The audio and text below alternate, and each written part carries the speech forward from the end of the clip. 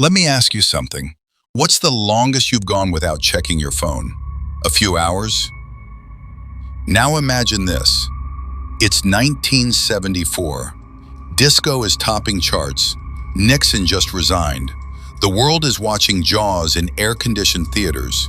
And deep in a Philippine jungle, a man is still fighting World War II.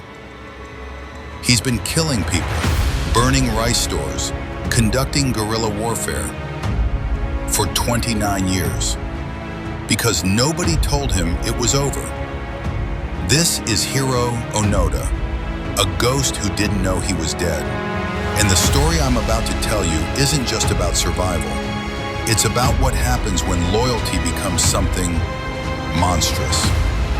Stick around, because the way they finally got him to stop fighting, you won't believe it actually happened.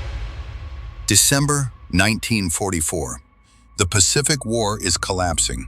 America is island hopping toward Japan, and the Empire knows they're losing. But surrender? That's not in the vocabulary. Enter 22-year-old Hiroo Onoda, intelligence officer, black belts in multiple martial arts, and handpicked for a suicide mission that isn't supposed to end. His orders?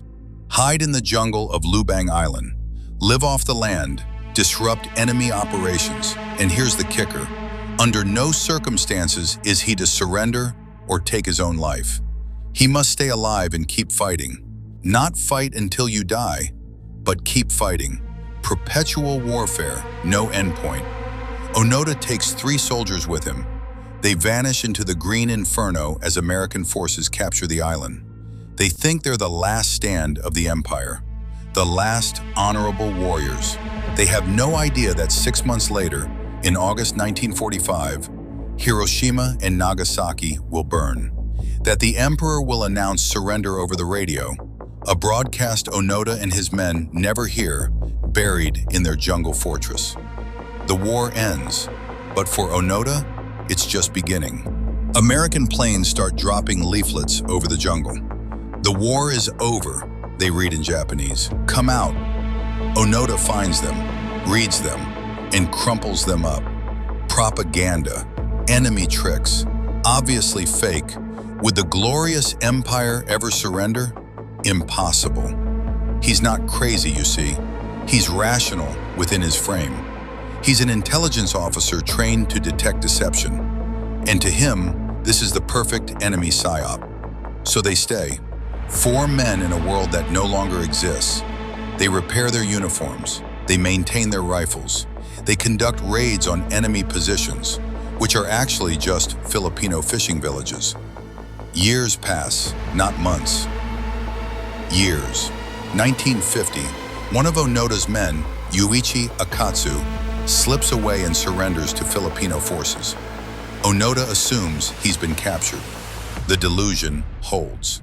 1951, more leaflets, newspapers, even letters and pictures from their families drop from planes. Onoda examines them, concludes they're elaborate forgeries. The commitment to the mission is absolute. By 1959, it's just Onoda and one other man, Kinshichi Kozuka. 20 years have passed. 20 years of ambushes, of sleeping in trees, of eating boiled bananas and stolen rice. They think they're maintaining the front line. They think Japan is still an empire, waiting for them to return victorious. But here's where it gets truly dark. They're not just surviving, they're killing. Over 3 decades, they kill 30 people.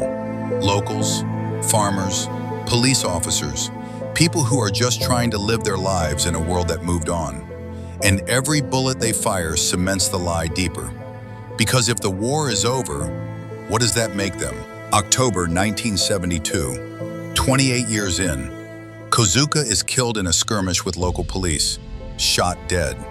Hiroo Onoda is now alone. Tokyo has hosted the Olympics. Man has walked on the moon. But in Onoda's mind, it's still 1944, and the empire needs him. But the world is about to crash into him. February 1974. A young Japanese explorer named Norio Suzuki, basically a hippie adventurer, finds Onoda's hut. Onoda, now 51, wearing a uniform held together by wire, aiming his rifle at this intruder. But Suzuki doesn't run. He smiles. He offers chocolate and cigarettes, and Onoda talks. For the first time in decades, he speaks to another Japanese person. Suzuki tries to tell him, "The war is over. Japan is rich and peaceful. You can go home."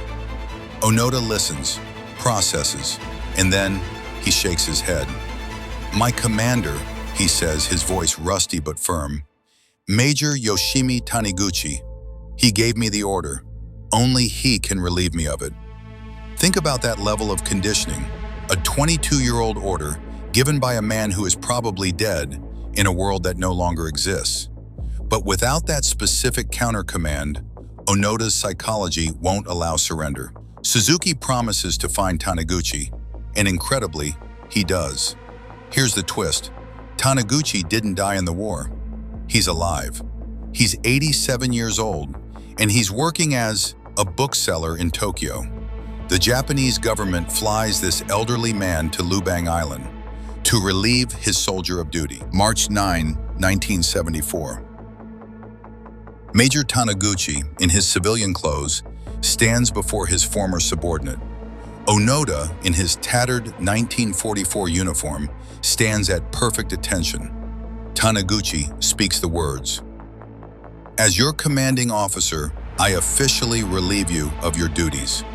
You are ordered to cease all combat operations immediately." Onoda's rifle falls from his hands. He collapses to his knees. He sobs, not just cries, wails. 29 years of tension, of survival, of absolute certainty evaporates in an instant.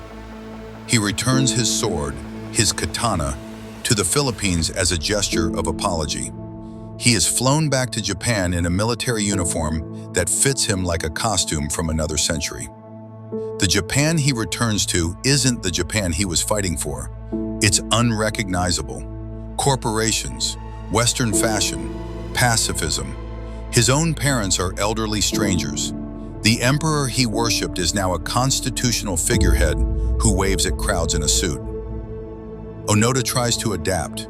He writes a book. He becomes a minor celebrity, but he can't handle it. The ghost can't live in the daylight.